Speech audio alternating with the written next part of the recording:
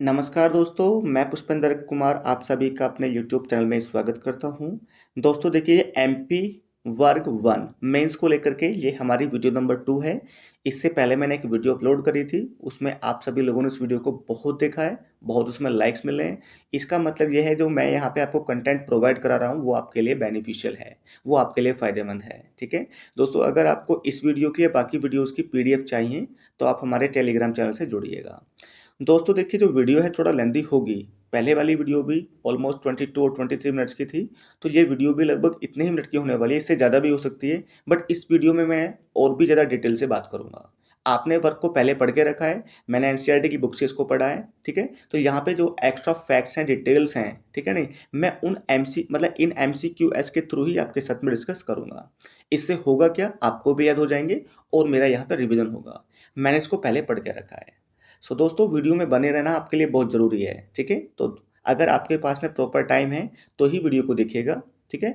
और अगर हाँ पहले आपने इसको पढ़ के रखा है तब आप ऐसा कर सकते हैं कि आप इसको सुन लीजिएगा, अपने कान में ईयरफोन लगाइएगा या फ़ोन को तेज़ आवाज़ में प्ले करके रखिएगा और सुनिएगा।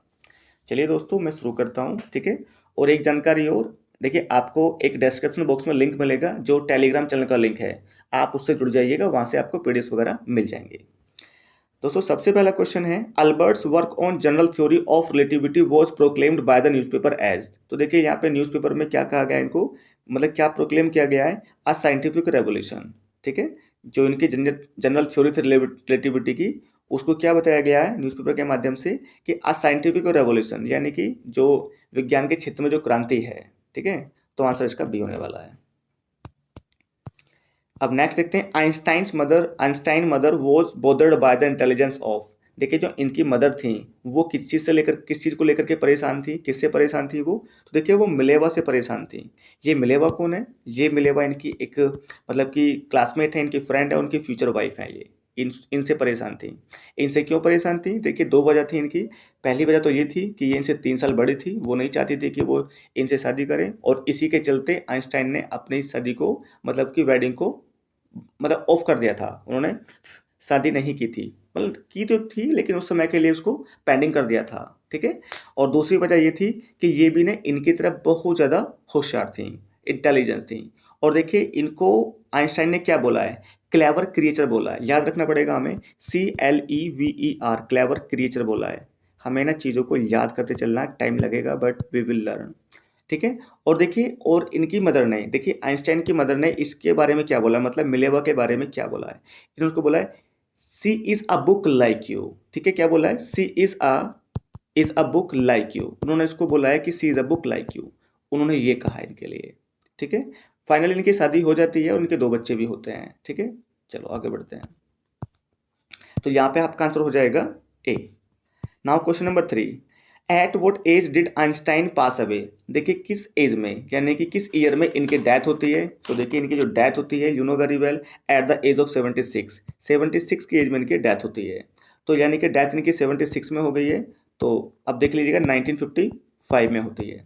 देखिए 55 से मुझे एक फैक्ट याद आ गया है जो आप सभी जानते होंगे। देखिए इंग्लिश लिटरेचर में जो सबसे पहली इंग्लिश डिक्शनरी थी वो 1755 में आई थी। 1755 में, ये 55 से लेट कर गया है तो मैं आपको इसलिए बता रहा हूँ। और देखिए इस डिक्शनरी को कौन लेकर के आए थे, तो इस डिक्शनरी को लेकर के आए थे सैमुअल जॉनसन, ठीक है। सैमुअल जॉनसन ने सबसे पहले 1755 में इंग्लिश डिक्शनरी को पब्लिश किया था, ठीक है। चलिए दोस्तों ये हमने जान लिया है, अब आगे चलते हैं। आपको यहाँ पर मैं जो मुझे एक्स्ट्रा फैक्ट्स आते हैं, जो मेरा प्रेजेंस ऑफ माइंड है उसके अनुसार मैं आपको बताते चलूँगा। Einstein was deeply sicken due to the destruction caused by, ठीक है। Einstein was deeply sicken due to the destruction caused by. देखिए यहाँ पे वो किस चीज़ से बहुत ज़्यादा सेक हुए थे, मतलब हिल गए थे, उनको काफ़ी मतलब बहुत बुरा लगा था। तो वर्ल्ड वार था नहीं, एटॉमिक बॉम्ब एक्सप्लोजन इन जापानी सिटी, बिल्कुल सही बात है। तो देखिए यहाँ पे आपका जो क्वेश्चन नंबर 4 होगा ना, उसका आंसर आपका हो जाएगा बिल्कुल बी होगा। क्योंकि देखिए जो अमेरिका ने जो एटॉमिक बॉम्ब बनाए थे उनका उन्होंने एक्सप्लोजन किया था, कहाँ पे किया था, जापानी सिटी में किया था। और वो कब किया था, 1945 में किया था। मैं यहाँ पे लिख देता हूँ, तो ये कहाँ गया भाई, ये वाला, ठीक है। ये 1945 में किया था। और वो दो जगह कौन कौन सी थी, तो देखिए वहाँ के दो सिटीज़ थी, हिरोशिमा और नागासाकी, ये आप सभी जानते हैं। तो इस चीज़ को देख करके ना उनको काफ़ी ओड लगा था, काफ़ी वो उस चीज़ से मतलब डीपली सिकन हुए थे, उनको बहुत बुरा लगा था इस चीज़ को, हिल गए थे मतलब उनको ये, ठीक है। तो ये आपको याद रखना पड़ेगा भाई, और देखो याद तो करना ही है यार। In which subject did Einstein receive Nobel prize, सही बात है। देखो नोबेल प्राइज मिला कब है भाई, मैं आपको नोबेल प्राइज के बारे में बताता हूँ। तो देखिए इनको मिला है नोबेल नोबेल प्राइज 1921 में। मिला किसमें है, फिजिक्स में मिला है। अब मैं आपको नोबेल प्राइज से जुड़ी हुई ना कुछ और फैक्ट बताता हूँ, बट देखिए ये जो मैं आपको बताने वाला हूँ ना, ये आपके होने वाले हैं इंग्लिश से रिलेटेड, ठीक है। तो देखिए नोबेल प्राइज की शुरुआत होती है, वो सबसे पहले शुरुआत होती है 1901 से, 1901 से मिलती है। मतलब ये मैं आपको लिटरेचर का बता रहा हूँ भाई, ठीक है ना। 1901 में जो सबसे पहला नोबेल प्राइज मिलता है वो मिलता है सुल्ली प्रद्युम्न को। किसको मिलता है, सुल्ली प्रद्युम्न को मिलता है। मैं आपको 3 से 4 और बताता हूँ नाम जो मुझे ऑन स्पॉट आ रहे हैं अभी। देखो 1907 में किसको मिलता है, ये मिलता है रुडयार्ड किपलिंग को। रुडयार्ड किपलिंग कौन है, इनका एक वेल नोन वर्क है द जंगल बुक, ये उसके ऑथर है। एक इनकी बहुत अच्छी पोयम है, आप उसको पढ़ के देखना, इफ, ये उसके ऑथर हैं, ठीक है। उसके बाद में 1913 में किसको मिलता है, तो भाई ये मिलता है आपका रविंद्रनाथ टैगोर को। किसको मिलता है, रविंद्रनाथ टैगोर को मिलता है, ठीक है। ये भी आपको याद रखने की आवश्यकता है। इसके बाद में आगे बढ़ते हैं 19, देखो वो इंपॉर्टेंट वाले बता रहा हूँ मैं आपको। इसके बाद में 1923 में किसको मिलता है, तो 1923 में ये मिलता है आपका डब्ल्यू बी ईट्स को। किसको मिलता है, ये डब्ल्यू बी ईट्स को मिलता है, ठीक है। अच्छा इसके बाद हम आगे चलते हैं, 1930 में मिलता है, 1930 में मिलता है, ये मिलता है सिंक्लेयर लेविस को। किसको मिलता है, सिंक्लेयर लेविस को, ठीक है। और आगे चलते हैं 1932 में, 1932 में ये मिलता है आपका जॉन गाल्सवर्दी को, ठीक है, जॉन गाल्सवर्दी को मिलता है। और 1925 में मिलता है आपका जीबी को, ठीक है भाई। और आगे चलते हैं 1938 में मिलता है पर्ल एस बक को। भाई ये इतना प्रेजेंस ऑफ माइंड, मतलब ये मुझे पहले से याद है, सो मैं यहाँ पे आपको बता रहा हूँ। आप इनको चाहे तो नोट डाउन कर लें और चाहे तो सुन लें, एक बार सुने, 2 बार सुने, 3 बार सुने, आपको भी याद हो जाएंगे मेरी तरह। 1938 में मिलता है भाई पर्लेस बक को मिलता है, ठीक है भाई। और देखो 1948 में, 1948 में किसको मिलेगा भाई, ये मिलेगा टी एस इलियट को मिलेगा, ठीक है। किसको मिलेगा, टी एस इलियट को मिलेगा। और 1949 में, 1949 में किसको मिलता है, आई थिंक ये विलियम फॉकनर को मिलता है। 1949 में विलियम फॉकनर को मिलता है, I think, but not sure यार, थोड़ा डाउट सा लग रहा है मुझे ये 19, ठीक है। चलो इतने बहुत हैं। सो अभी ये मुझे आ रहे थे 1949 का, एक बार आप चेक कर लीजिएगा, बट मुझे लग रहा है कि 1949 में ये मिलता है, विलियम फॉकनर को मिलता है, ठीक है। और 1954 में अर्नेस्ट हेमिंगवे को मिलता है, ठीक है। चलिए अब आगे चलते हैं।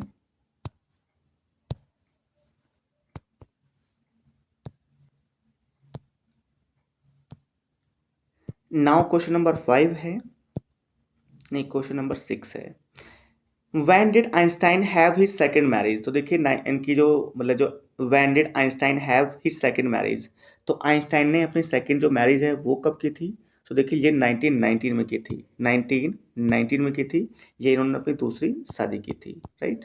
और देखिए 1919 में जो हमारा एक वो मतलब जो एक वेल नोन डेट है ये इंडिया में जो मतलब जानी जाती है, ये जो जलियांवाला बाग मसाकरे है, ठीक है ना, वो भी आई थिंक यही है।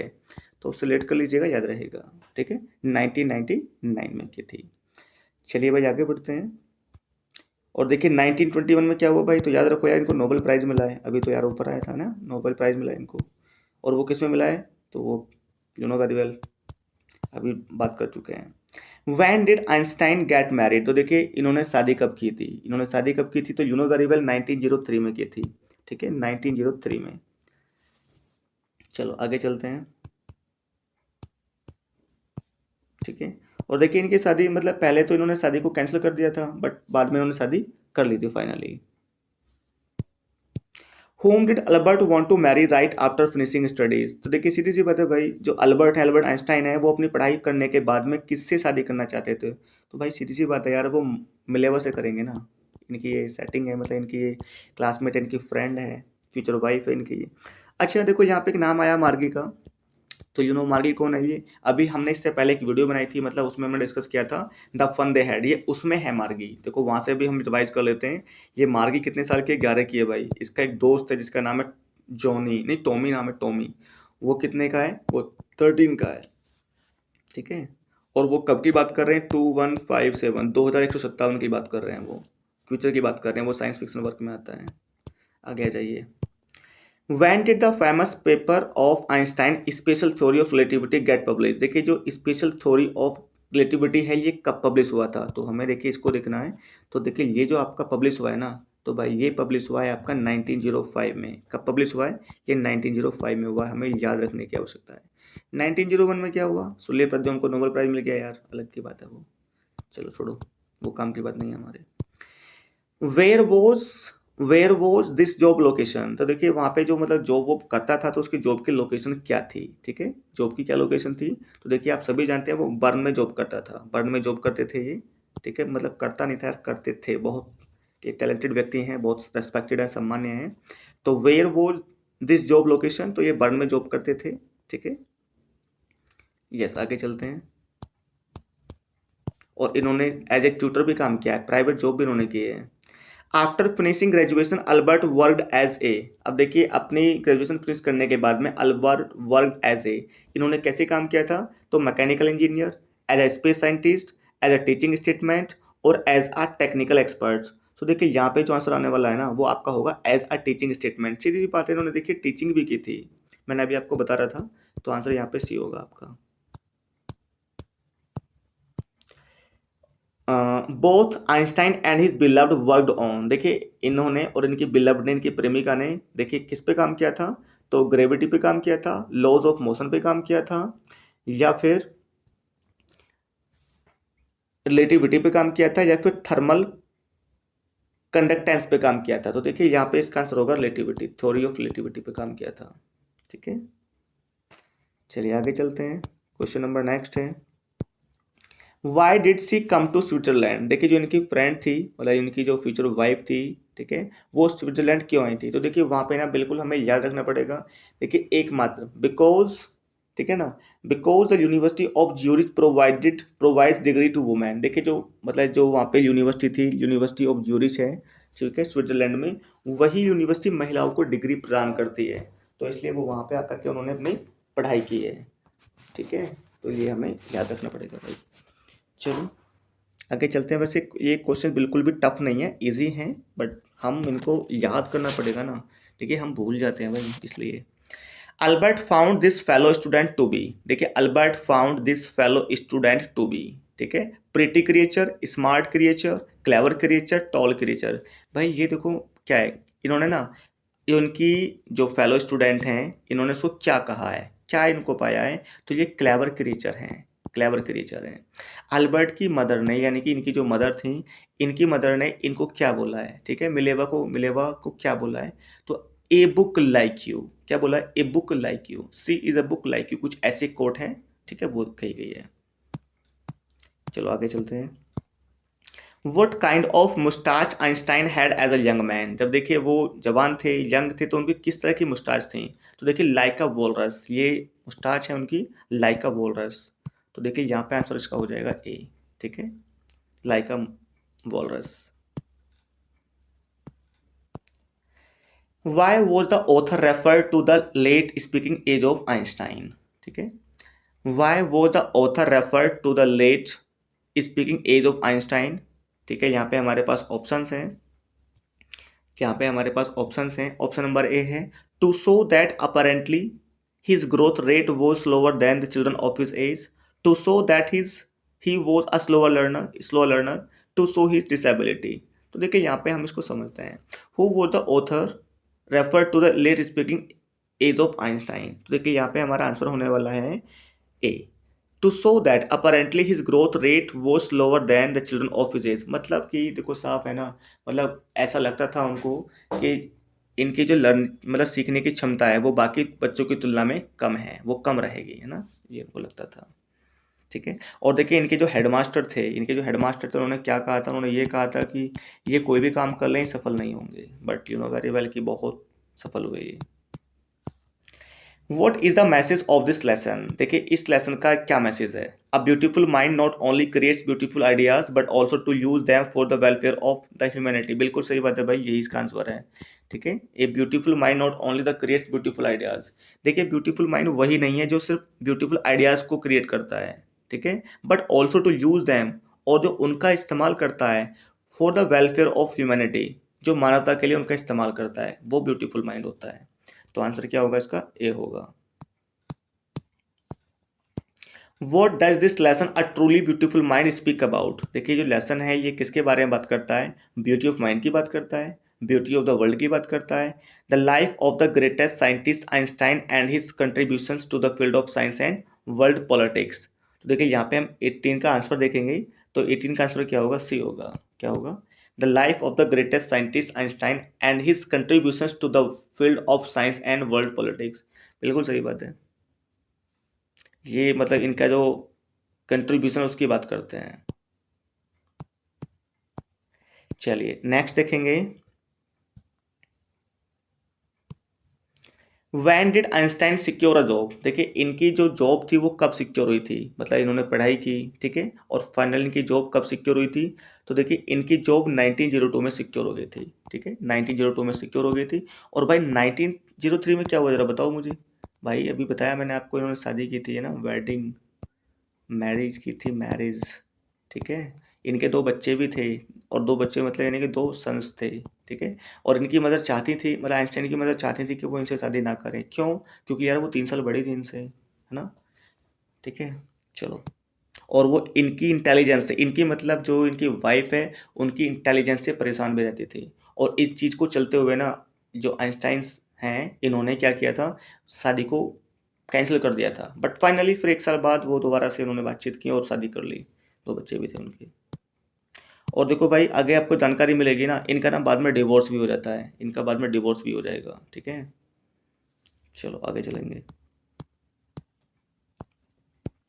When did Einstein completed his graduation? ठीक है, इनकी ग्रेजुएशन कब कंप्लीट होती है? तो देखिए इनकी जो ग्रेजुएशन कंप्लीट होती है ना, वो होती है 1900 में, 1900 में इनकी ये कंप्लीट होती है। तो आंसर भी होगा भाई, याद रखेंगे इसको, सुनिएगा इसको। Why did Mileva Mary come to the university at Zurich? It was the only university which gave degrees to women। बिल्कुल सही बात है, यही इसका आंसर है, यही इसका आंसर है, यही है, ठीक है। क्योंकि वो देखिए वहाँ पे क्यों आई थी पढ़ने के लिए, क्योंकि एकमात्र यही यूनिवर्सिटी थी जो महिलाओं को डिग्रीज प्रदान करती थी। नेक्स्ट पढ़ेंगे। Where did Einstein go after school? देखिए अपने स्कूल के बाद में कहाँ गए थे? At a university in Zurich, at a university in Munich, at a university in German, और at a university in Switzerland. देखिए यहाँ पे इसका आंसर होने वाला है आपका at a university in Zurich. Now question number 3 है, नॉट 3, 23। क्वेश्चन नंबर 23 देखते हैं। Why did Einstein decide to continue he study in Switzerland? अब देखिए इन्होंने वहाँ पर मतलब स्विट्जरलैंड में अपनी पढ़ाई जारी रखने का क्यों निर्णय लिया, ठीक है, क्यों ऐसा सोचते हैं ये? It was a good city, it was more liberal than music. सही बात है भाई, देखो ये ना लिबरल थी, मतलब ये जो म्यूनिक में वो पढ़ाई करते थे ना, तो वहाँ पर क्या था, वहाँ पे बहुत ज़्यादा रूल्स रेगुलेशंस थे, मतलब वहाँ पे आप कोई भी काम अपनी मर्जी से नहीं कर सकते। और देखिए उसके लिए एक वर्ड आया था रेजिमेंटेशन, ठीक है ना, उसके लिए एक प्रॉपर वर्ड है रेजिमेंटेशन। आप इस बुक को टेक्स्ट को पढ़ेंगे सीबीएसई वाला, तो you will get to know a word regimentation. Regimentation क्या होता है? जो वहाँ पे रूल्स और रेगुलेशंस की बात करते हैं, क्योंकि वहाँ पे जो रूल्स और रेगुलेशंस थे बहुत ज़्यादा थे, वहाँ पे कोई भी अपनी मर्जी से काम नहीं कर सकते थे। बट यहाँ पर स्विट्जरलैंड में क्या है, यहाँ पे आपकी ओपिनियंस को भी सुनते हैं, आपके अकॉर्डिंग काम करते हैं, आपको वही सिखाते हैं, आपको वही पढ़ाते हैं, और आपके अकॉर्डिंग वो करते हैं, ठीक है। ये था, तो यहाँ पे 23 का आंसर क्या होगा भाई? 23 का आंसर होगा आपका बी होगा, बिल्कुल सही बात है। तो ये मैंने यहाँ पे मार्क कर दिया है। Let's move ahead.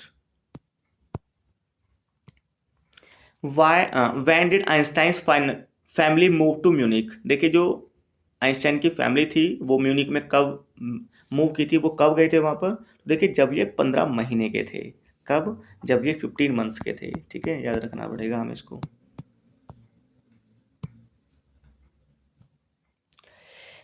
Where did Einstein score good marks in all the subjects?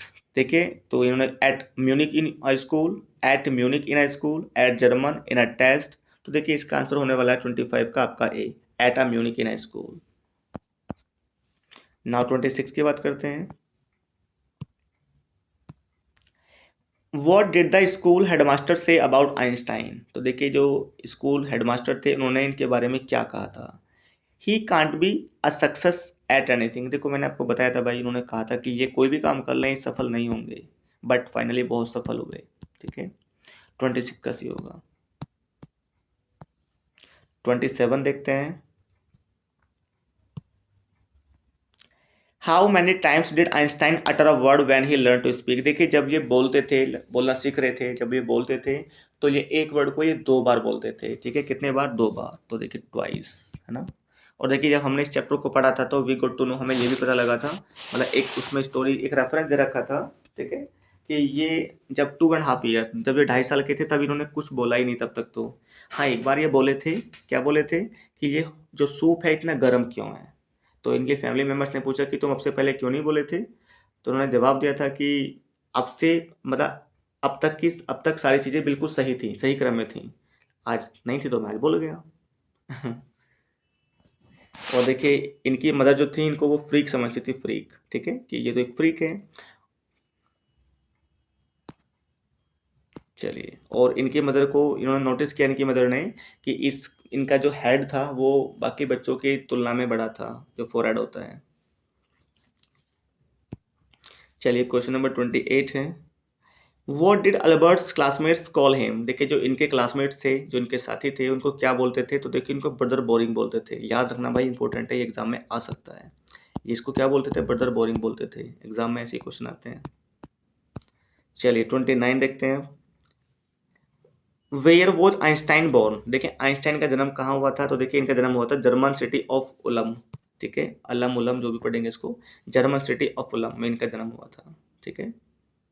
चलिए आगे देखते हैं। नाउ क्वेश्चन नंबर 30 है, who was become synonyms with genius. देखिए सीधी सी बात है, देखिए जो जीनियस, हमारे मन में अगर एक वर्ड आया जीनियस, तो देखिए हमारे जब जीनियस वर्ड हमारे माइंड में आया है ना, तो हमारे माइंड में इनका रेफरेंस जरूर आएगा। जीनियस मतलब अल्बर्ट आइंस्टाइन, ठीक है। तो देखिए आइंस्टाइंस नेम जीनियस का सिनोनिम बन गया है, तो ये इसका आंसर है। तो Gandhi's name, Wrights brothers, no, all no. देखिए आइंस्टाइन का नेम, ये एक अलग ही जीनियस है यार, इनका नाम जीनियस से, मतलब ये दोनों आपस में सिनोनिम हैं, ठीक है भाई। तो दोस्तों यहाँ पे आपने इस वीडियो को एंजॉय किया होगा, आपने इस समय में, मतलब कि जो हमारे पास टाइम था 20-25 मिनट में जो भी वीडियो बनी है, आपने चीज़ों को रिवाइज किया होगा। 2-3 बार वीडियो को देखिएगा, आपको याद हो जाएंगे। यहाँ पे देखिए मैं सिंपली क्या कर सकता था, इन क्वेश्चंस को पढ़ता, आंसर बताता, आगे बढ़ जाता, लेकिन मैंने यहाँ पे टाइम लिया है, आपको कुछ और इंपॉर्टेंट फैक्ट्स बताए हैं जो आपके एग्जाम से हैं, ठीक है, जो आपके टेक्स्ट बुक में दिए हुए हैं, सो आप उनको भी कर सकते हैं। और देखिए यहाँ पे कुछ और इंपॉर्टेंट फैक्ट्स हैं, मैं आपको वो भी बता देता हूँ। देखिए आपको अच्छे से पता होना चाहिए कि देखिए इसमें, इस चैप्टर में एक अमेरिकन प्रेसिडेंट की बात की गई है जिनका नाम है फ्रैंकलिन डी रूजवेल्ट। क्या नाम है? Franklin D Roosevelt. तो देखिए उनको 2 अगस्त 1939 को, 2 अगस्त 19 यार 1939 को उन्होंने एक लेटर लिखा था, ठीक है, ये हमें डेट याद रखनी है। अल्बर्ट आइंस्टाइन ने फ्रैंकलिन रूजवेल्ट को एक लेटर लिखा था, ठीक है। और देखिए यहाँ पे कुछ इंपॉर्टेंट डेटा है, उसकी बात करेंगे हम। और देखिए इनकी एक थ्योरी की बात की गई है, इनकी एक थ्योरी है जिसका नाम है ई बराबर, मतलब equal to M C square. देखो ये मुझे बहुत अच्छे तरीके से नहीं आती है, but I am trying to tell you. E4 क्या होता है? आपका एनर्जी होता है, ठीक है। और M4 क्या होता है? मास होता है। और C4 क्या होता है? स्पीड होता है, ठीक है। Speed of the light in a vacuum, ठीक है, ये आप इसको याद रखेंगे, टेक्स्ट में आपने पढ़ा होगा, ओके। और देखिए इनका डाइवोर्स कब हुआ था, तो ये आपको पता लग ही गया है, ठीक है। इनका डाइवोर्स जो होता है वो 1919 में होता है, 1919 में होता है। किससे होता है ये? तो देखिए मिलेवा से ही होता है, मिलेवा से होता है इनका डाइवोर्स। और देखिए एक चीज़ और 1919 में ही इन्होंने दूसरी शादी की थी। दूसरी शादी किससे की थी भाई? तो वो भी याद रखो यार, वो एल्सा से की थी। इनकी कजिन थी एल्सा, ELSA, एल्सा से इन्होंने दूसरी शादी की थी, जिनकी कजिन थी। 1919 में इनका डिवोर्स हो गया और उसी साल उन्होंने शादी कर ली दूसरी एल्सा से, ठीक है। चलिए, और यानी कि जिनसे डिवोर्स हुआ था मिलेवा से, शादी कब हुई थी? 1903 में हुई थी, सभी को पता है वो, ठीक है। और आगे देखते हैं। और देखिए जो जनरल थ्योरी ऑफ रिलेटिविटी है वो 1915 में पब्लिश होती है। बेसिक क्वेश्चंस हैं, ठीक है, ये आपको याद हो गया होगा। चलिए दोस्तों इस वीडियो में इतना ही। Thank you for being with me. आपने यहाँ पे कुछ नया सीखा होगा।